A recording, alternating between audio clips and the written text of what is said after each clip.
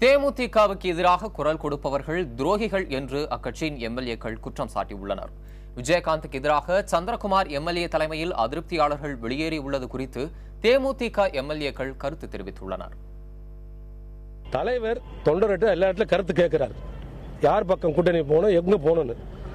அது சொன்னது எல்லாரும் உண்மைதான், யார் யார் எந்தெந்த கட்சிக்கு போகணும்னு சொல்லிட்டு.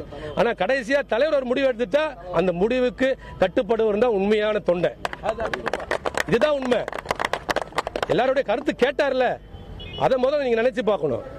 அதை விட்டுட்டு நான் கருத்து சொன்னேன் உங்க கருத்தை இது எடுத்துக்கணுமா? இன்னைக்கு நீங்க கடைக்காரன் ஆயிட்டா இப்ப அங்க போயிட்டு பணக்காரன் ஆயிடுவியா? சொல்லுங்க பாப்போம்.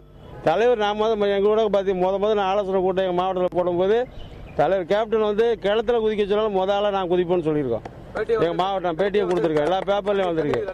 கேப்டன் தாங்க முக்கியம். அவர் கட்சியை பற்றி அவருக்கு தெரியாதா? கட்சி நடத்துறவர், கட்சியை உருவாக்குனவர், எப்படி கட்சியை வழி நடத்துறது தெரியாதாங்க?